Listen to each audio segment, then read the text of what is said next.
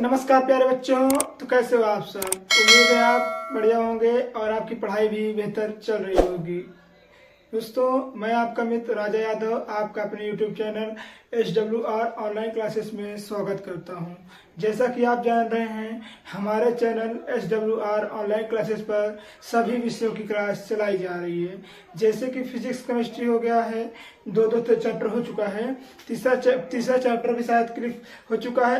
हमने केमिस्ट्री में 3 chapter clear कर लिए हैं और फिजिक्स में भी 3 चैप्टर क्लियर कर लिए हैं। ठीक है दोस्तों, अब हमारी है बायोलॉजी की। तो आज जहाँ तक है बायोलॉजी, तो बायोलॉजी का तीसरा चैप्टर, आज दूसरा चैप्टर खत्म हो जाएगा। जहाँ तक है जंतुओं में नियंत्रण एवं समन्वय खत्म हो जाएगा, जिसको हम शॉर्ट में लिखते हैं नियंत्रण एवं समन्वय। तो आज हम देखेंगे साइंस क्लास 10 जो कि चैप्टर 2 है नियंत्रण एवं समन्वय। जंतुओं में नियंत्रण एवं समन्वय था। बायोलॉजी NCERT पढ़ाएंगे, क्योंकि हमारे चैनल SWR ऑनलाइन क्लासेस पर NCERT ही पढ़ाई जाती है, जो कि राजा यादव सर द्वारा, जो कि मैं ही हूँ। तो आज हम देखेंगे, हमने कहाँ तक देख लिया था? हमने हार्मोन्स तक देख लिया था। आज हम देखेंगे अंतःस्रावी हार्मोन्स क्या होते हैं तथा अंतःस्रावी के 9 प्रकार होते हैं, उसको भी देखेंगे। और अंतःस्रावी के जो 9 प्रकार के हार्मोन्स होते हैं, आज हमें यह क्लियर हो जाएगा कि हमारे शरीर में जो उपचय क्रिया होती है, अर्थात कह सकते हैं कि स्त्री और पुरुषों में जो बदलाव आते हैं समय के साथ हार्मोन्स के कारण, उसको आज हम देख लेंगे। तो आइए एक एक करके देखते हैं अंतःस्रावी हार्मोन्स क्या होते हैं और उसके प्रकार। तो आइए देखते हैं अंतःस्रावी हार्मोन्स को स्रावित करता है। किसको स्रावित करता है? हार्मोन्स को स्रावित करता है। हार्मोन्स तो जैसे कि आप जानते हैं इस प्रकार लिख सकते हैं। हार्मोन्स अगर आप लिखना है तो आपको इस प्रकार भी लिख सकते हैं, नहीं तो इस प्रकार भी लिख सकते हैं। हार्मोन्स इस प्रकार भी लिख सकते हैं, जैसा आपको मर्जी करे वैसा भी लिख सकते हैं।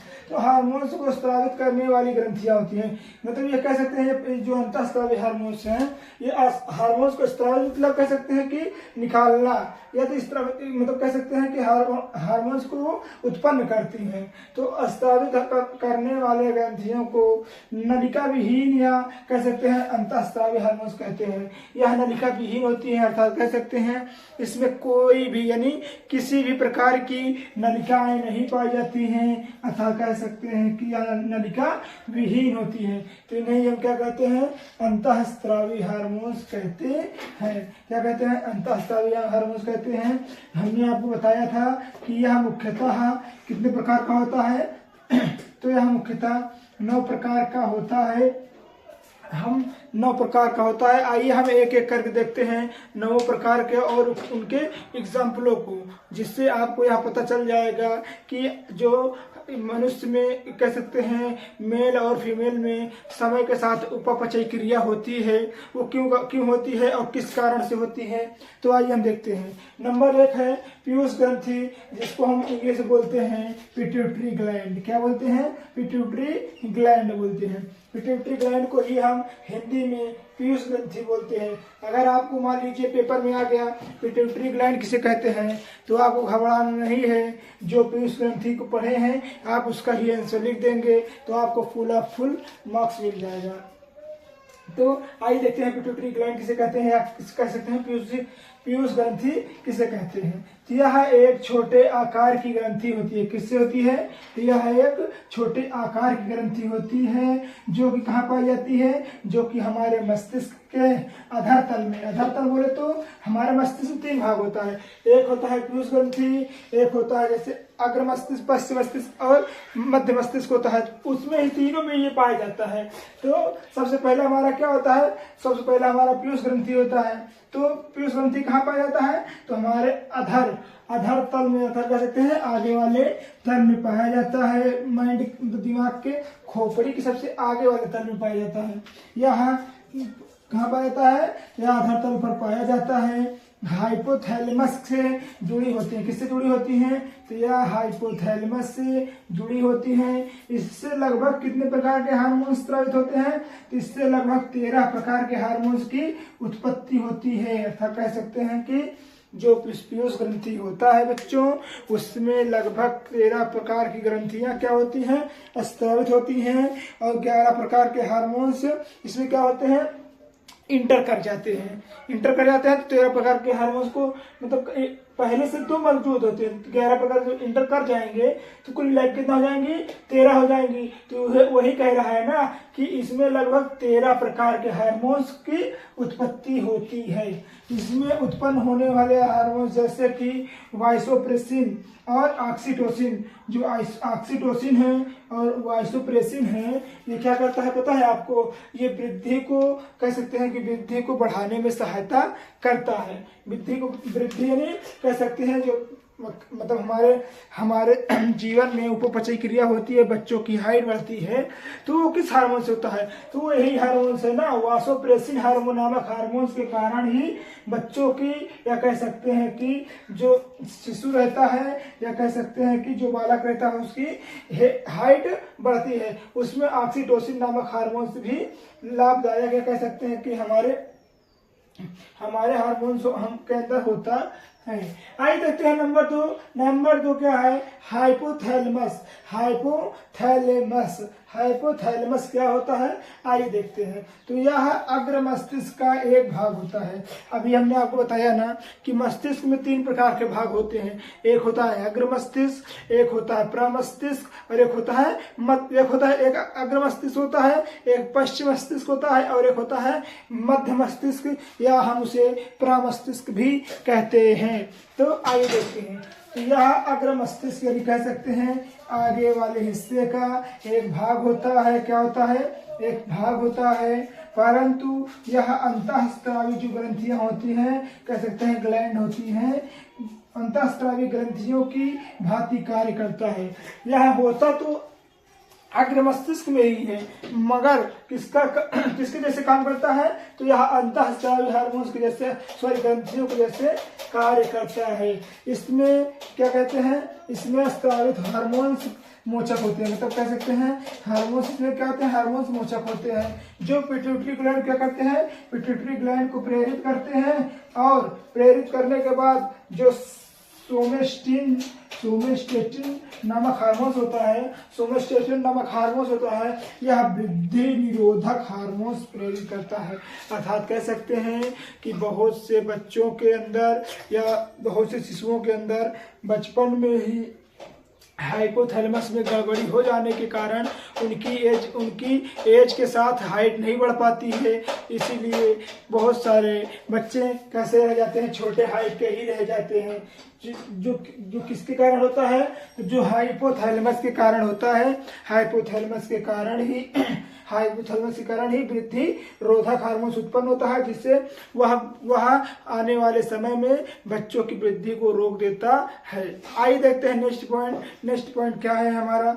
नेक्स्ट पॉइंट हमारा है, 2 पॉइंट हमने देख लिया है, आइए देखते तीसरा पॉइंट क्या है। तीसरा पॉइंट थायराइड ग्रंथि।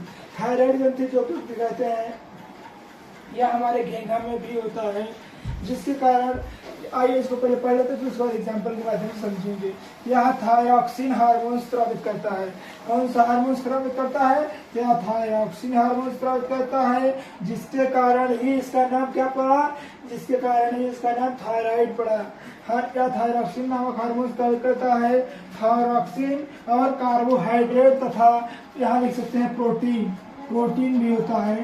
प्रोटीन तथा वसा के मूलभूत उपापचयी की दर पर नियंत्रण रखता है। अगर जैसा कि आप जान रहे हैं थायराइड हार्मोन्स होता है, यह एक ऐसा हार्मोन्स होता है जो कि प्रोटीन हो गया, कार्बोहाइड्रेट हो गया, थायरॉक्सिन हो गया और वसा हो गया, जिसको फैट भी बोलते हैं।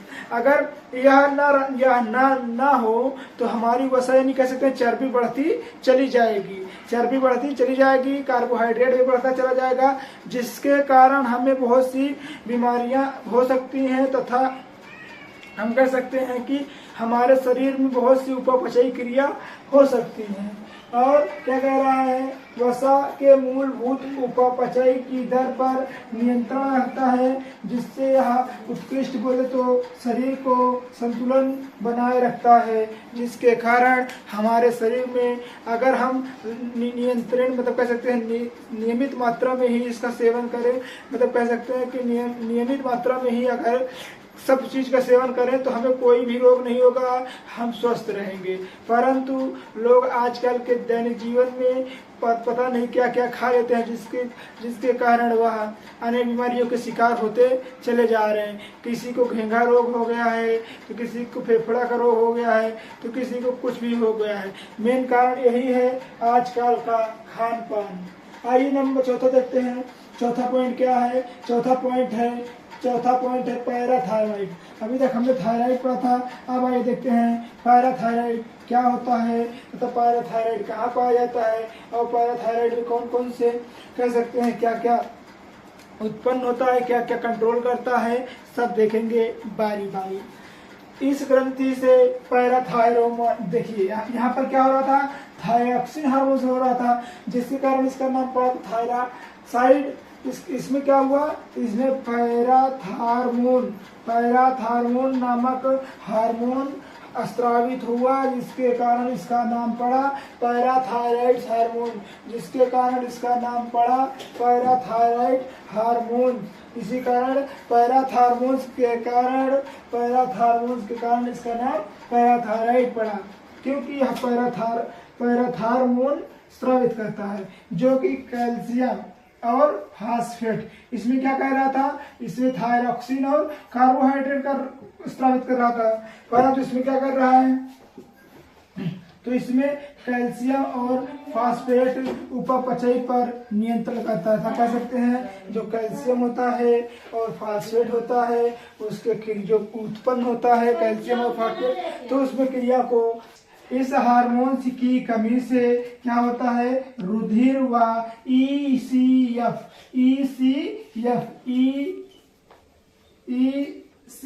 और ECF नामक एक होता है प्रकार का, मतलब कह सकते हैं कि ये बीमारी है। और क्या होता है, हाइपोकैल्शियम और हाइपोफास्फेसियम। देखिए यहाँ देखिए, इस हार्मोन्स की कमी से क्या कौन सा रोग होता है, रुधिर व ECF, हाइपोकैल्शियम व हाइपोफास्फेसियम स्थित होता है। मतलब कह सकते हैं इसमें प्रकार के क्या होते हैं, इसकी कमी से मतलब इसमें रुधिर में EFC नामक हार्मोन्स में, हाइपोफास्फेसियम में और हाइपोफास्फेसियम में क्या उत्पन्न होता है, मतलब कह सकते हैं कि पैराथायराइड हार्मोन के कारण इसमें उपापचय क्रिया होती है। ठीक है, आइए देखते हैं पांचवा पॉइंट क्या है, थाइमस, जिसको बोलते हैं हम थाइमस ग्लैंड।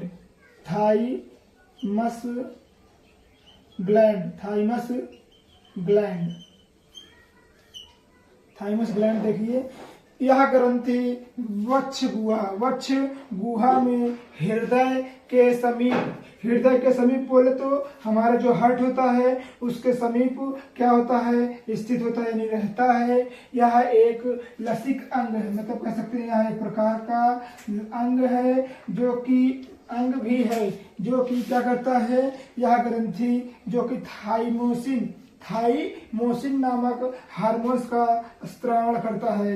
यानी कह सकते हैं कि थाइमस किसके नाम से बना है, तो थाइमोसिन नामक हार्मोन्स के कारण थाइमस ग्लैंड बना है। तो अगर आपको पूछ लेगा थाइमोसिन के कारण कौन सा हार्मोन या कौन सा ग्लैंड उत्पन्न होता है, तो आप बोल देंगे थाइमस ग्लैंड हार्मोन्स स्रावित करता है, जो कि शरीर को प्रतिरोधकता को बढ़ाता है। थाइमस ग्लैंड के कारण ही हमारे शरीर में जो प्रतिरोधकता क्षमता होती है, कह सकते हैं काम करने की क्षमता होती है, उसको बढ़ा देता है। यही कारण है कि आजकल के मतलब कह सकते हैं जैसे कि धावक लोग हो गए या अन्य क्रिया में भाग लेने वाले लोग इसका सेवन अत्यधिक करते हैं, जिसके कारण उनकी प्रतिरोधकता बढ़ जाती है, वह और अधिक से अधिक कार्य कर सकते हैं। यही कारण है वह जल्दी से थकते नहीं हैं।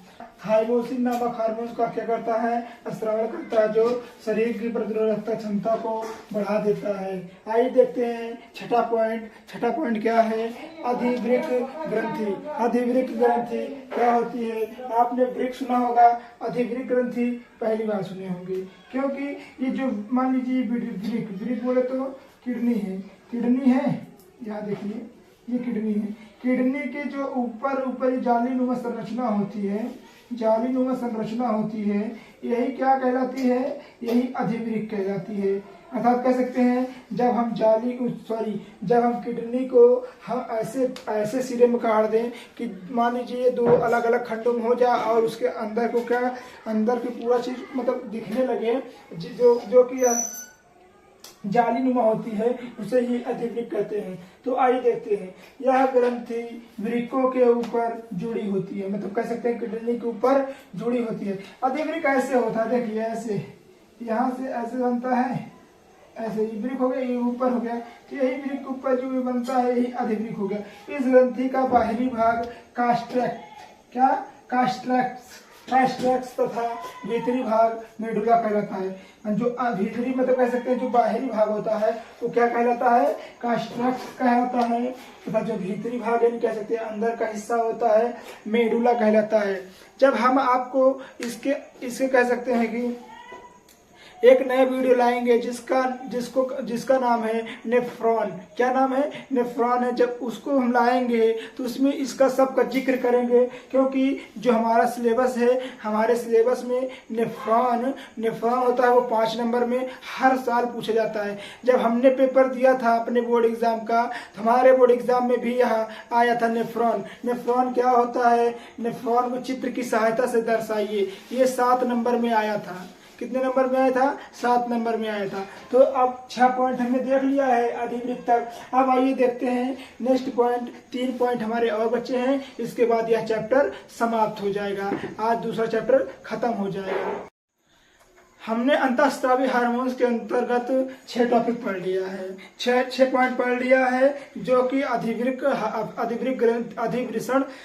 ग्रंथि तक था। आइए देखते हैं 7वां पॉइंट जो है अग्नाशय। अग्नाशय क्या होता है, अग्नाशय में क्या पाया जाता है, अग्नाशय से क्या होता है, आइए देखते हैं। तो अग्नाशय को हम इंग्लिश में पैनक्रियाज भी बोलते हैं। क्या बोलते हैं, इंग्लिश में पैनक्रियाज भी कहते हैं। अग्नाशय के अंतःस्रावी भाग को हम क्या कहते हैं, जो अग्नाशय के अंतःस्रावी मतलब कह सकते हैं जो उसके अंदर से निकलता है, मतलब यह किस आकार का होता है, तो यह लैंगरहैंस एक जगह है, लैंगरहैंस एक जगह है जो कि यूरोप में है, यूरोप महाद्वीप में है। लैंगरहैंस के द्वीप ही मतलब कहते हैं, जो मतलब कह सकते हैं अग्नाशय जो होता है, जो उसका स्ट्रक्चर है वो लैंगरहैंस के द्वीप के समान है। जो लैंगरहैंस यूरोप में एक कह सकते हैं देश है, उस देश में एक द्वीप है, उस द्वीप के समान भी कहते हैं इसको। इसमें क्या होता है पता है आपको, अगर इसमें जो इंसुलिन होती है, जिससे इंसुलिन की कमी हो जाती है, जिसको कहते हैं मधुमेह मतलब शुगर, जिसको कहते हैं क्या हो गया है, शुगर की बीमारी हो गई है। किसके कारण होता है, तो इंसुलिन की कमी के कारण ही इसमें शुगर हो जाता है। अगर कमी के कारण शुगर रोग हो रहा है तो इंसुलिन की अधिकता के कारण भी तो कोई रोग हो रहा होगा। तो आइए देखते हैं, जब इंसुलिन की कमी हो जाती है तो मधुमेह रोग यानी शुगर होता है, तथा जब अधिकता हो जाती है तो अधिकता होने के कारण कौन सा रोग होता है, तो हाइपरग्लाइसीमिया नामक हार्मोन्स होता है। मधुमेह में इंसुलिन की कमी होने के कारण मधुमेह रोग होता है, तथा इंसुलिन की अधिकता होने के कारण यानी कह सकते हैं कि जब अधिकता यानी प्लस यानी ज्यादा हो जाता है और कम यानी माइनस यानी कम हो जाता है। तो जब अधिक हो जाएगा तो हाइपरग्लाइसीमिया नामक रोग उत्पन्न हो जाता है। आइए देखते हैं 8वां पॉइंट है वृषण, जिसको हम टेस्टिस्ट भी बोलते हैं, यहाँ टेस्टिस्ट भी बोलते हैं। वृषण यह प्रायः मानव में 2 होते हैं, जो कि उदर गुहा के भाग के नीचे लटके हुए होते हैं। पुरुषों में वृषण की अंतराली या कह सकते हैं लीडिंग कोशिका होती है। कैसी कोशिका होती है, जो वृषण के अंदर कोशिका पाई जाती है, मतलब जो जालनुमा संरचना होती है उसके अंदर 2 कोशिका होती हैं, जिसको कहते हैं अंतराली या लीडिंग कोशिका, जो क्या करती है, यह नर हार्मोन्स को स्रावण करने मतलब कह सकते हैं हार्मोन्स को उत्सर्जित करने में सहायता करती है। क्या करती हैं? या नर हार्मोन्स यानी कह सकते हैं मेल हार्मोन्स को स्रावण करती हैं, जिसका नाम क्या है? जिसका नाम टेस्टोस्टेरोन है। क्या नाम है? टेस्टोस्टेरोन, एवं इसको हम एंड्रोजन भी बोल सकते हैं। एंड्रोजन या एंडोस्टेरोन भी बोल सकते हैं। क्या बोल सकते हैं? एंडोस्टेरोन भी बोल सकते हैं। हार्मोन का क्या होता है? स्रावण होता है, जिसके कारण मनुष्यों में दाढ़ी मूंछ आ जाती है, मनुष्यों में उसके कह सकते हैं वृद्धि भी हो सकती है, और बहुत से उपापचय क्रिया होती है। आइए 9 और आखिरी पॉइंट पढ़ते हैं, जो कि आहार नली है। आहार नली है, आहार नली है, जिसको कहते हैं सबसे लास्ट पॉइंट यही बचा है बस, आहार नली। तो अमाशय से गैस्ट्रीन, जिसको क्या बोलते हैं? गैस्ट्रीन हार्मोन्स की उत्पत्ति होती है। इस हार्मोन्स की उत्पत्ति के फलस्वरूप क्या होता है? जठर नामक रस का स्रावण होता है। जठर नामक रस का क्या होता है? स्रावण होता है, जिसके कारण ही HCl अम्ल निकलता है, और जो हम खाना खाते हैं उसको पचाने में भी सहायता करता है, जो बहुत ही ज्वलनशील होता है, जिसके कारण या खाना जो खाते हैं उसको कई खंडों में टुकड़ों में कह सकते हैं विभाजित कर देता है, जिसके फलस्वरूप हमारा जो खाना होता है छोटी आंत से होते हुए बड़ी आंत में पहुंच जाता है। बड़ी आंत के पश्चात वह मल द्वारा बाहर निकल जाता है। आज की वीडियो में बस इतना ही। उम्मीद है आपको वीडियो अच्छी लगी होगी। अगर आपको वीडियो अच्छी लगी हो तो प्लीज़ वीडियो को लाइक कर दीजिएगा एंड चैनल को सब्सक्राइब करना नहीं भूलिएगा। Thank you.